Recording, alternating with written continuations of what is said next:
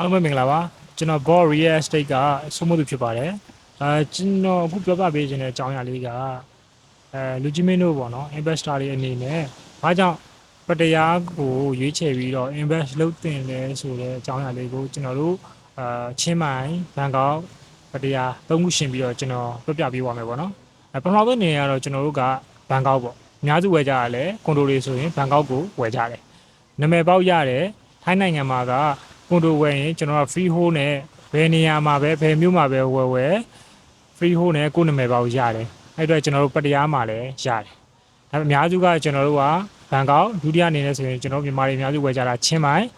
ဝယ်ကြတယ် invest တွေလုပ်ကြတယ်ပထမဆုံးနဲ့ကျွန်တော်ကဘန်ကောက်ပေါ့နော်ဘန်ကောက်ဆိုရင်ကျွန်တော်တို့အများစု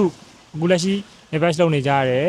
ready to do project တွေဝယ်တယ်ဂျိုးဝယ် project တွေဝယ်တယ်ပြီးရင်ကျွန်တော်အငှားတင်တယ်ဒီကြဖို့ကျွန်တော်တို့ကလာတို့ငှားတာရှားတယ်လာတို့ငှားလဲရှားတယ်အများဆုံးအဖြစ်6လတစ်နှစ်ဒီလိုငှားတွေနဲ့ပဲရကြတယ်ကိုယ့်ရဲ့အခန်းကျယ်ဝန် location ပေါ်မူတည်ပြီးတော့9000 8000 1000ကျော်2 bedroom တွေဆို2000ကျော်ဒီအသီးသီးရကြတယ်ဒါပေမဲ့ကျွန်တော်တို့က6လတစ်နှစ် contract နဲ့ပဲကျွန်တော်တို့ငှားလို့ရတယ်ပေါ့နော်ပြီးရင်ကျွန်တော်နောက်တစ်မျိုးဆိုရင်တော့ချင်းမိုင်ချင်းမိုင်ဆိုရင်တော့ကျွန်တော်မြန်မာတွေအများစု investment လုပ်ကြတယ်ကျွန်တော် university နီးရဲ့နေရာကျွန်တော်အိုးတောင်းတဲ့နီးရဲ့နေရာတွေမှာကွန်ဒိုတွေဝယ်ကြတယ်အခုနောက်ပိုင်းဆိုရင်လုံချင်းတွေကိုပုံစံမျိုးစုံနဲ့ဝယ်ကြတယ်ကျွန်တော် lease hold တို့ပြီးသွားရင်ကိုယ်နာမည်ပေါက် lease hold ဝယ်တာရှိတယ်ထိုင်းနာမည်ကန်နဲ့ဝယ်တာရှိတယ်ကျွန်တော်တို့ကုမ္ပဏီအနေနဲ့ကုမ္ပဏီဖွင့်ပြီးတော့မှကုမ္ပဏီနဲ့ပြန်ဝယ်တာရှိတယ် maybe ကိုအဆင်ပြေတဲ့နီးနဲ့ဝယ်ကြတယ်ပေါ့နော်အဓိကတော့ random အတွက်ဆိုရင်လည်းကျွန်တော်ပြောချင်တာကအဲ့ဒီမှာတွေဆိုရင်လည်းကျွန်တော်ဘန်ကောက်တို့ချင်းမိုင်တို့ဆိုရင်လည်းကျွန်တော်ကလာပြပဲငှားလို့ရတယ်ဥပမာလာတို့ဆိုရင်တော့ခရှားရှားအဲ့တဲ့ရှားတဲ့အနေထားရှိတယ်ပြီးရင်ချင်းမိုင်မျိုးဆိုရင်ကျွန်တော်ကသူကseasonal အရအလုပ်လုပ်တဲ့မြို့လိုဖြစ်နေတယ်အခုကျွန်တော်မိုးရင်းဘက်တွေဆိုရင်လူသွားလူလာနဲတယ်ကျွန်တော်မြန်မာဧည့်သည်တွေကစားသွားတာနဲတဲ့ foreigner တွေဆိုရင်ပိုနဲတယ်သူကပွင့်လင်းရတီရောက်မှဧည့်သည်သွားများတဲ့မြို့ဖြစ်တယ်အဲ့တော့ကျွန်တော်တို့ကပုံမှန်အဖြစ်အငှားဆိုရင်ကျွန်တော်ကနှစ်ချုပ်ပဲငှားရတယ်လုံချင်းပဲဖြစ်စေကွန်ဒိုပဲဖြစ်စေကျွန်တော်မြန်မာ investor တွေကမြန်မာတွေကိုပဲငှားတာပုံများတယ်ဥပမာကြောင်းသားတွေချင်းမိုင်ကိုဆက်စချင်းပြောင်းလာတဲ့မိသားစုမျိုးတွေဆိုရင်ကျွန်တော်ရောက်ချင်း9လ6လကိုကျွန်တော်တို့မှာအဆင်ပြေမဲ့နေရာသူတို့တက်နိုင်တဲ့အမောက်တစ်ခုနဲ့ကွန်ဒိုလုံးချင်းတောင်းဟောက်လေးဒီမှာငှားနေကြတယ်အသေးချာတစ်ခုကတော့သူကလာပြတ်နေပဲငှားလို့ရတယ်ကျွန်တော်အခုပြောချင်တာကပတရာပတရာမှာဆိုရင်ကျွန်တော်အခု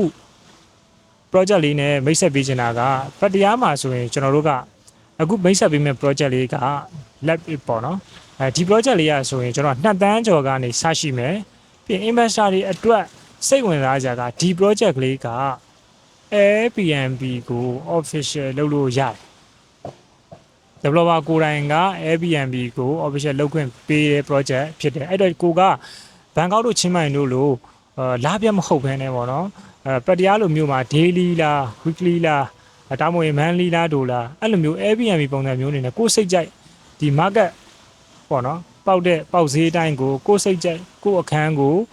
ပြင်ပြီးတော့ကျွန်တော်တို့က Airbnb ပုံစံမျိုး official ငှားလို့ရတယ်Airbnb ကိုကိုယ်တိုင်အချိန်ပေးနိုင်လို့ကိုယ်တိုင် manage လုပ်ချင်တယ်ဆိုရင်လည်း investor တွေအနေနဲ့ဟို3-5ခန်းတလွှာထဲမှာပဲဖြစ်စေပေါ့နော် sea view တို့ front view maybe ကိုတက်နိုင်တဲ့အမောက်ပေါ်မူတည်ပြီးကိုကြိုက်တဲ့လှည့်ပေါ်ယူပြီးတော့ Airbnb ကိုငှားလို့ရတယ် Airbnb နဲ့ဆိုရင် average ဘယ်လောက်ရလဲဆိုတာကတော့ကျွန်တော်တို့ investor တွေအားလုံးသိကြတယ်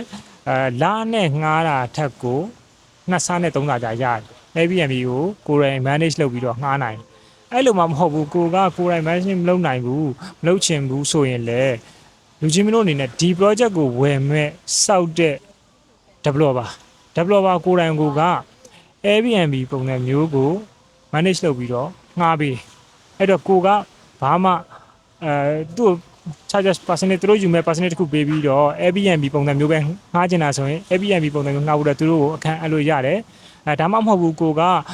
ခုနလို Airbnb ပုံစံမျိုးငှားချင်ဘူးဆိုရင်လည်းခုနလိုနှစ်ချုံနဲ့ငှားချင်တယ်ဆိုရင်လည်းကျွန်တော်တို့အပြင် freelance agent တွေကိုအားကိုးစရာမလိုဘဲနဲ့ developer ကိုယ်တိုင်ကိုယ့်အခန်းကိုပြန်အပ်ပြီးတော့အငှားရှာခိုင်းလို့ရတယ်အဲ့တော့ investor တွေအနေနဲ့ပုံမှန်ငှားတဲ့ပေါ့နော်ကျွန်တော်ဘန်ကောက်တို့ချင်းမိုင်တို့အတွက် random ကြီးလည်းကောင်းမယ်ပြီးတော့အငှားလည်းစိတ်ချရမယ်အငှားအတွက်လည်းစိတ်ပူကြမလို့ဆိုတော့ project ဖြစ်တယ်အဲ့တော့ investor တွေအနေနဲ့ကိုကထိုင်းနိုင်ငံမှာ invest လုပ်တော့မယ်တွေးပြီးဆိုရင်ကျွန်တော်တို့ကအများစုတွေးလို့ဘန်ကောက်ချင်းမိုင်မဟုတ်ဘဲနဲ့ပတရားလို့ပေါ့နော် ဟိုနိုင်ငံကခီးသွား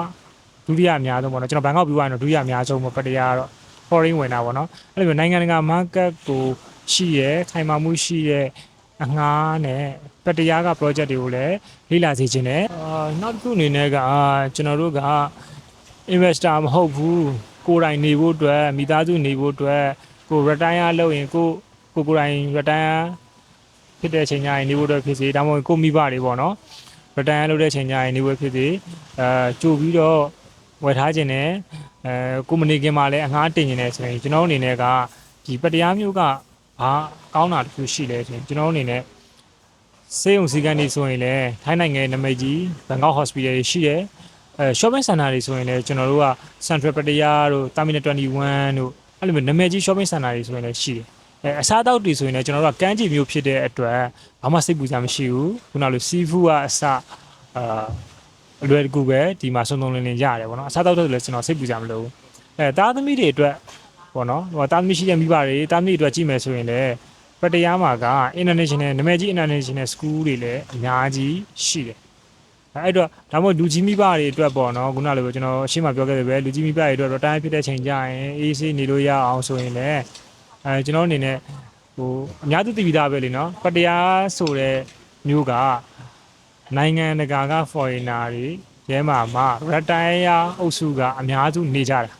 သူတို့ဘာကြောင့်အများစုနေကြလဲဆိုရင်ဒီ lifestyle က retire ရဲ့အတွက်အကိုက်ညီဆုံးဖြစ်လို့ပဲအဲ့တော့ကျွန်တော်အနေနဲ့ဒီ retire ပေါ့နော်ဒီတက်ရွယ်ရောက်သွားတယ်ဆိုရင်လည်းကျွန်တော်အနေနဲ့ဒီပတရားမှာ invest လုပ်ထားတယ်ဆိုရင်ဘာမှစိတ်ပူစရာမလိုဘူးပေါ့နော်ကိုမနေခင်ချိန်မှာငှားမယ်ကိုနေတဲ့ချိန်ကျရင်လည်းနေလို့ရတယ်ကိုယ်တိုင်ဖြစ်စေကိုမိဘတွေဖြစ်စေဒါမှမဟုတ်မိသားစုရှိပြောင်းပြီးနေထိုင်တာပဲဖြစ်စေအားလုံးအဆင်ပြေတယ်အဲ့တဲ့တွေအနေနဲ့ကဒီဘက်ပေါ့နော်ကျွန်တော်တို့ထိုင်းနိုင်ငံရဲ့ပတရားမျိုးကိုလည်းရွေးခြင်းတယ်ကျွန်တော်တို့ကဒီကွန်ဒိုတွေပေါ့နော်ကွန်ဒိုတွေတို့ပုံစံတိုက်ပုံစံမျိုးလည်းမနေချင်ဘူးဆိုရင်လည်းကျွန်တော်တို့ရှိမှာluxury ပူးဗီလာ project တွေရှိတယ်အဲ့တော့ပူးဗီလာ project တွေကလည်းကျွန်တော်ရွေးချက်ကြရရှိတယ်ရွေးချက်ချက်မှာကျွန်တော်ဟိုကမ်းခြေမျိုးဖြစ်တဲ့အတွက်ကျွန်တော်တို့ကအဓိက foreigner ကိုသူတို့တိုက်ကတ်ထားပြီးလုပ်တဲ့အိမ်ယာတွေဖြစ်တဲ့အတွက်ကျွန်တော် facility အနေနဲ့ဆိုရင်ဘာမှပြောကြမှာရေကူးကန်ဆိုရင်လည်းကျွန်တော်တို့ကဒီသူတို့သတ်မှတ်ထားတဲ့အိမ်ယာမှာနေတဲ့ဟို residential တွေအတွက်ကိုလုံလောက်အောင်အကျယ်ဝန်းတွေရှိတယ်တချို့ project တွေဆိုရင်ရေကူးကန်နှစ်ကန်ပါတာမျိုးတွေရှိတယ်ပြီးဂျင်းဆိုလည်းအကျယ်ကြီး facility တွေအစုံအခြားပေါ့နော် facility တွေဆိုလည်းအများကြီးပါတယ်ကိုယ်အိမ်ယာထဲမှာလည်းအပြင်ကိုသွားကြမလို့ပဲနဲ့ beach mood ကိုခံစားလို့ရအောင်ကိုပူးဗီလာတွေအကုန်လုံးဖန်တီးပေးထားတယ်ပေါ့နော်အဲ့တော့ကျွန်တော်တို့ကဒီပူးဗီလာပုံစံမျိုးနေခြင်းနဲ့ကိုခြံနဲ့ကိုဝင်းနဲ့နေခြင်းနဲ့လူကြီးမင်းတို့တက်ဆိုရင်လည်းကျွန်တော်တို့က luxury ပူးဗီလာ project တွေရှိတယ်10တန်းပေါ့နော်ကျွန်တော်10တန်းအထက်ကနေစပြီးတော့ကိုလိုခြင်းနဲ့အိမ် site ပေါ့နော်အသေးအကြီး site ဆောင်ရွေးပြီးကျွန်တော်ဒီမှာဝယ်လို့ရတယ်ကျွန်တော် page မှာမေးလို့ရတယ်ကျွန်တော် Board Real Estate မှာလည်းကျွန်တော်တင်ပေးထားတဲ့ post တွေရှိတယ်ပေါ့နော်အဲ့တော့ကျွန်တော်တို့ဒီပတရားက project တွေဖြစ်တဲ့ condo project ပဲဖြစ်စေကျွန်တော်အိမ်ယာ project ပဲဖြစ်စေကျွန်တော်တို့ Board Real Estate မှာအသေးစိတ်စုံစမ်းမေးမြန်းလို့ရတယ်လူကြီးမျိုးအနေနဲ့ခုနကလို video call နဲ့ကျွန်တော် project ပေါ့နော် project visit လုပ်ချင်တာပဲဖြစ်စေကိုယ်တိုင်ဘန်ကောက်ရောက်တော့အလဲလာမဲ့အချိန်မှာ project လုပ်ချင်တာဖြစ်စေကျွန်တော်နဲ့ကြိုပြီးတော့ appointment ယူပြီးတော့အကုန်လုံးကိုလေ့လာလို့ရတယ်ကျွန်တော်တို့ဖိတ်ခေါ်တယ်အားလုံးစီမံကျွန်တော်စီစဉ်ပေးမယ်အားလုံးကိုကျေးဇူးတင်ပါတယ်